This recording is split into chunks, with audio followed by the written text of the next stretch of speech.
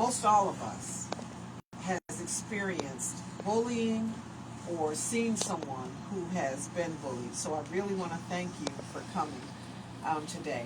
So I just have a few questions. This is just conversational. And I'd like for you, if you could, to just share with our listeners, what are some of the different types of bullying that young people experience? Sure. Well, first, thank you so much for having me. Bullying can take a lot of different forms. So we think of physical, that's probably one of the things that first comes to mind. Certainly physical aggression from someone in more power, targeting someone in less power. But it can also be verbal, so the name calling, racial slurs. Of course, some of the bullying can cross into being something else as well.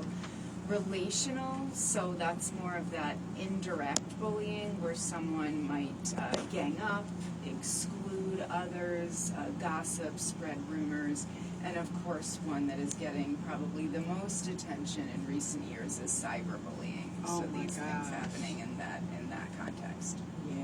Yeah. You know, I heard you mention as you were sharing something about power. So the definition for bullying is what? Because I think, you know, sometimes we think that every conflict between two young people is bullying. Yeah, I'm glad you brought that up. It is often, you know, people hear the word bullying and then they say, oh yes, you know, that was bullying and that was bullying, but it has three specific elements. One is that it is aggressive behavior, so one of these forms that I've already mentioned.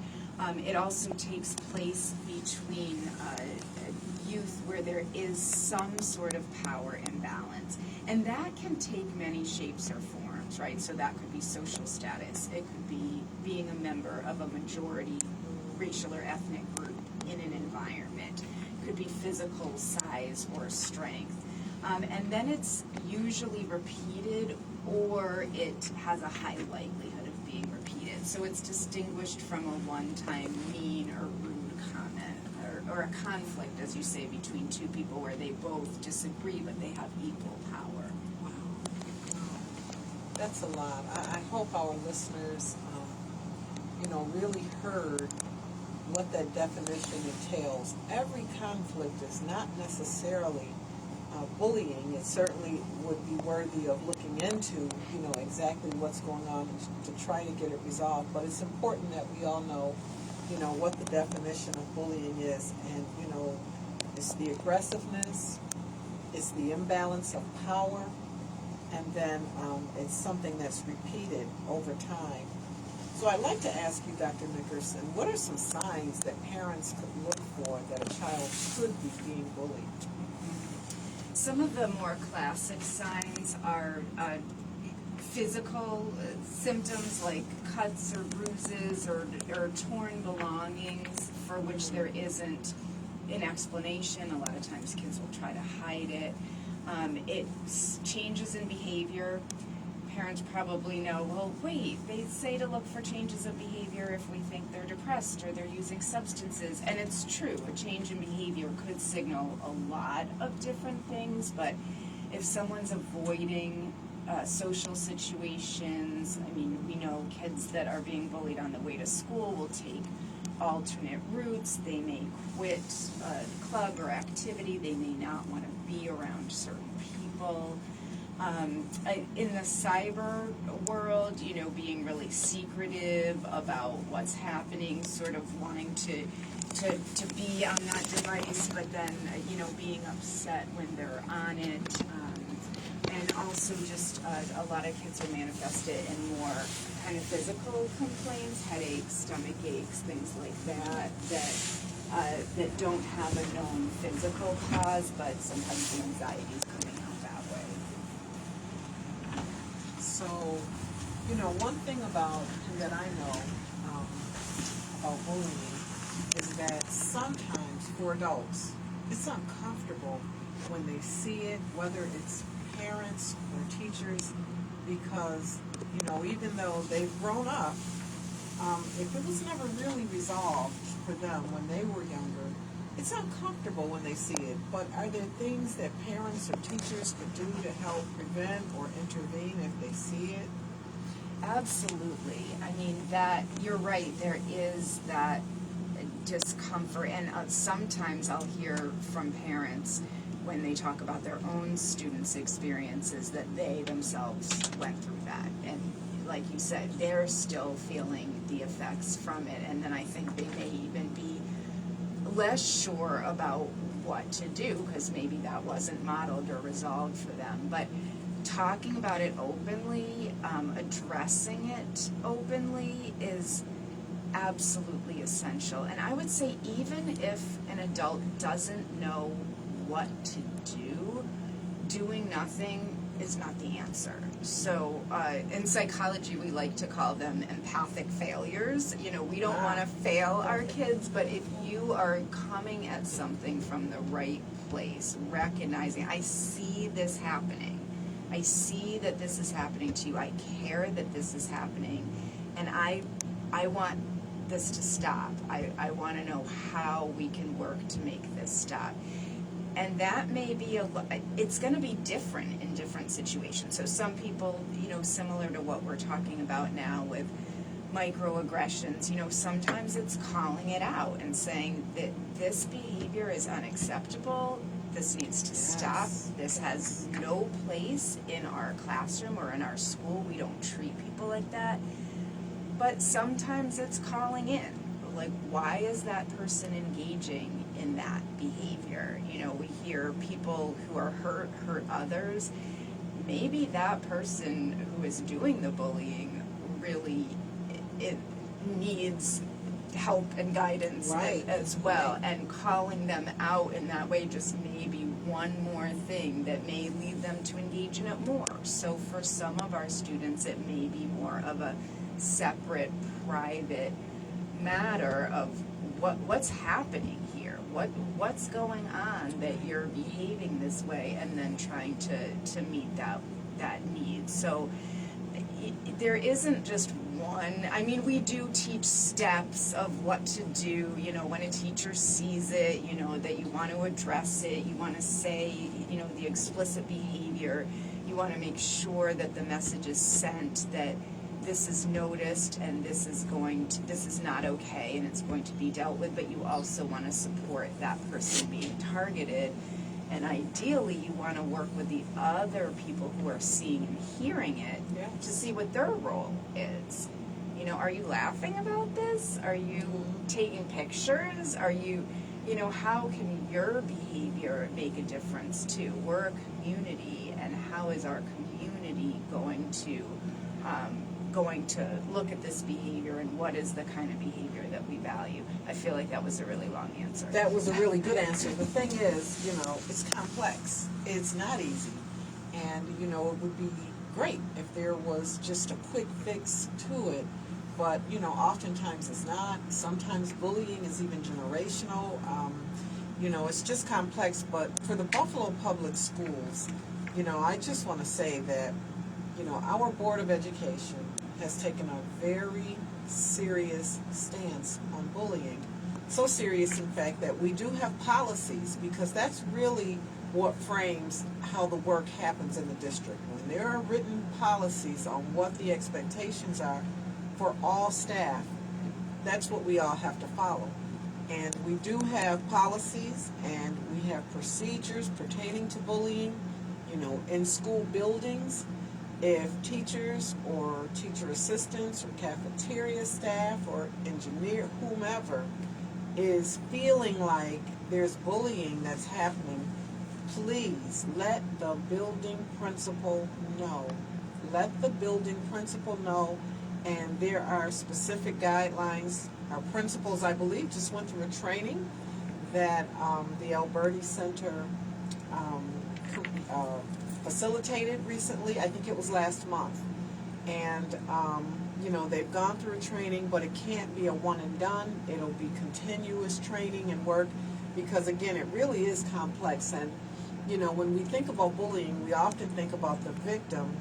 And as you shared, the offender also needs support to interrupt the behaviors that are happening. And, you know, we see bullying not only in schools, we see it on athletic fields, we see it on, you know, basketball courts, playgrounds, and now this cyberbullying has just taken on a life of its own. It seems since the pandemic, where everybody has a device, everyone has a device. It's difficult to escape it, and so I want to ask you, Dr. Nickerson, about what exactly is cyberbullying? Is it the excluding? Is it posting fights or posting pictures? What exactly would cyberbullying entail?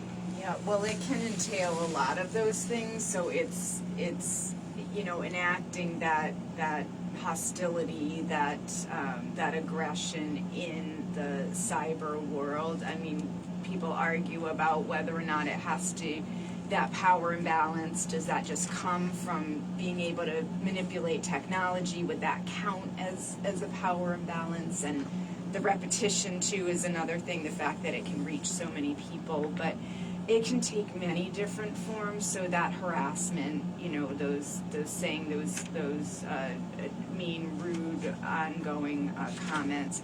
It can also be flaming, people going into different groups or settings and making remarks to instill anger and incite more fighting.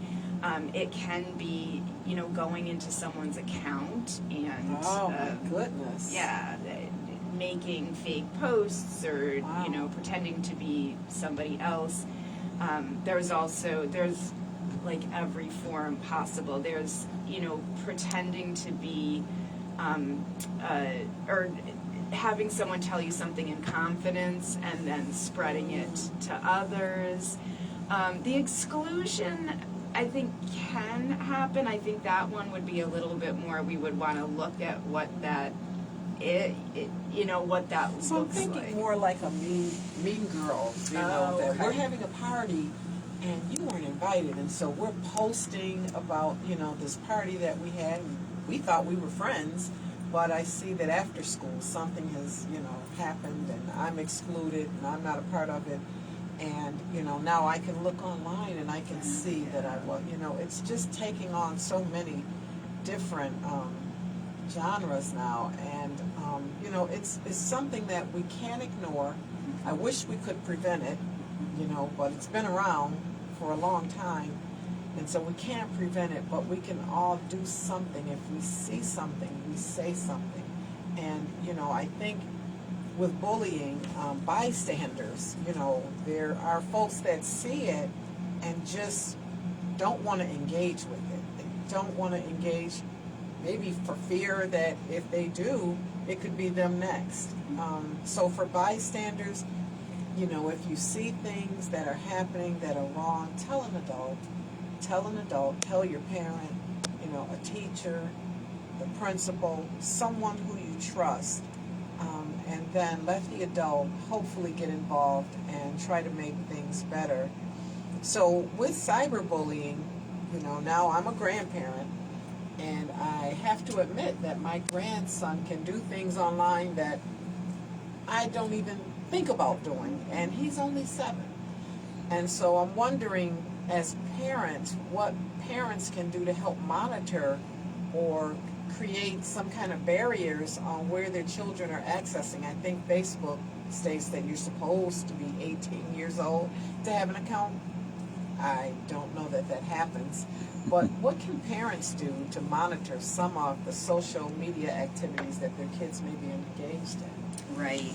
Well, yeah, a lot of people don't know, but the children's privacy protection law on the internet, I'm sure I'm messing up that name, does say that you're supposed to, so that the onus is on these internet, these companies, that they're not supposed to have private information about kids under the age of 13. So if kids are on social media and they're under the age of 13, either their parents have allowed that and or they've said that they were, of age. But we know that is fine. We know that there are tweens and younger kids doing this all over the place. So, I mean, that's developmentally, we want to hold off as long as possible on some of these sites. It's different now because kids, in school have their Exactly. Chromebooks and their Yes. devices. So it's, but what is the use? And parents really can and should monitor that use as much as possible. So you can go into the phones and have parental controls about what's added on the phone.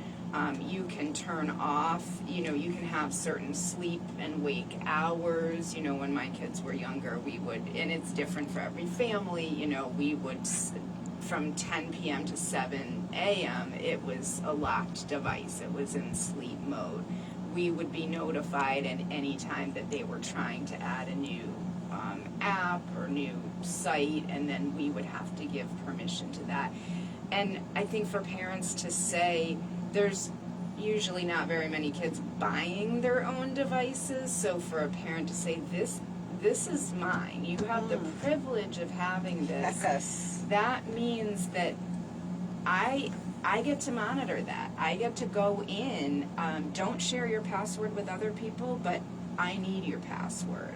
And I mean, go in, check, Yes. see what they're doing, see what they're posting, friend them on the sites. We can't keep up with all the sites, right? Because as soon as we like a site, they've moved on, right? So we finally now are like, okay, now we have Instagram. They're like, we've moved on, Okay, Snapchat. Nope, now we're moving on to the next TikTok. It just goes on and on. We can't keep up with all of that, but we can with some. So I think, monitoring is a huge part of it, and proactively teaching about it too, just like we teach about being respectful, caring for others face to face. Hopefully, what does that look like in the online environment? What do you notice when you are watching certain things or saying certain things? How does that make you, and kind of teaching our kids to turn it off too. It's not a healthy space for us to spend all our time. All of our time. Yeah. All of our time. And, I think, some of that piece really speaks to, if I'm speaking to some parents now, we love our children. But there does come, it's a fine line between being your child's bestie and being a parent. And, as I'm speaking to parents, please, when it comes to social media and, trying to monitor some of that, it's time to be a parent there. And, that's what I hear Dr. Nickerson saying. You brought the device. You really own the device. You have an opportunity or a responsibility to talk to your children. Tell them, don't take photos that are improper of themselves because they think they're in love and they send these photos to other young people. Don't say things online thinking that it's hidden. Sometimes people get courage because they believe that, behind a computer screen they can say almost anything. Well, once you do, it's out in the world, it's out in the universe, and you can't really get it back. Folks can take a screenshot of things and, they come back. So parents, please talk to your children, monitor, set boundaries. You got to stay in there because what Dr. Nickerson said is true. They keep reinventing. Sometimes we find that our young people are very crafty with the names that they create these accounts with, and it's not even their biological name, so it's difficult.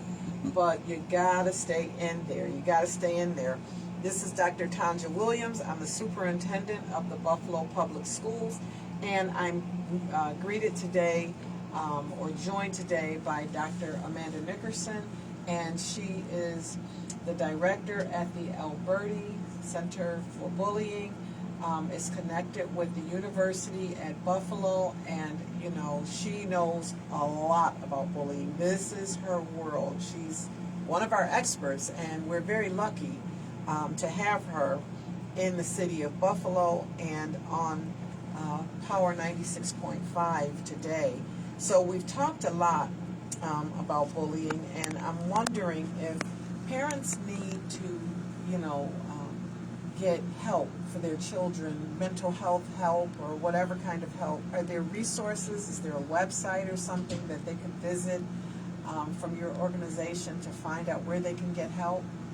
Yes, absolutely. So we, if they just Google Alberti Center, we will come right up, and we have a page that's called Get Help Now. So we have a variety of, if you're in the Western New York area, a host of our wonderful community organizations. We also have more national hotlines.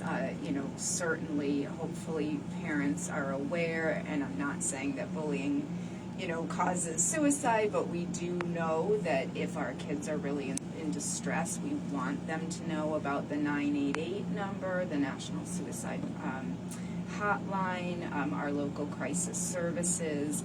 But also, as you said, telling an adult at school. All of our schools have Dignity Act coordinators. I know the Buffalo Public Schools does, and they've had training, usually a principal, oftentimes a mental health professional as well, because I think we have to hit address this issue rather from, both perspectives. So we have a lot of great community resources in Buffalo, a lot of people that are trained to work with the mental health effects of bullying and many other issues for our youth.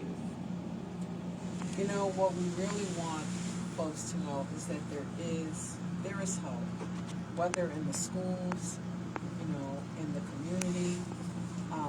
We have parent groups in the city of Buffalo schools, and we are looking to even have our parent leaders trained so that they can reach out to parents, because this is one of those complex issues that it's going to take all of us staying attuned to what we need to, because the children will reinvent themselves. Sometimes, we see things even from adults. We think of bullying as being a child problem, but sometimes we see things with adults also that have to be addressed.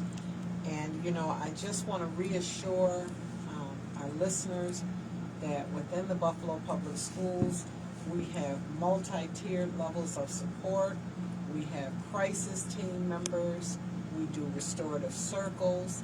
It's important for me as the superintendent to let all staff every day know my expectation that all of our children are known. Someone in a school building knows their name and cares about them. And so when things are happening, we're in tune, and we want to intervene as early as possible, if possible, before it even happens. And that's what the restorative circles are about, talking to students and letting students talk to you. I see that I'm getting the 2-minute signal, so I'm going to just allow Dr. Nickerson to kind of wrap things up. If you could spell out what the website is, the Alberti Center, so that everyone knows. If it's she's looking right now, so give her a minute, and I can talk forever. I can go on and on and on. But certainly the Buffalo Schools website is www.buffaloschools.org. And if you go on that site and go to the search and you put in DASA, D-A-S-A, Dignity Act for All Students, if you put that in the search engine, then you'll see a bunch of resources that will come up that we offer within the school district. And, again, I'm going to allow Dr. Nickerson to share her website so that, there's also additional support. Dr. Nickerson? Thank you so much. Yes. We are, because we're part of Buffalo, it's a little bit longer. It's ed.buffalo.edu/Alberti, ALBERTI.html. All right, you heard it. It's recorded, so if you missed it, just go to the website. I almost hate to say it, but it's on Facebook. The website is on Facebook. It's on Facebook, that's right. And that is www.power965radio.com. All right, you heard it. We kicked it live today again on WUFO 96.5. Thank you.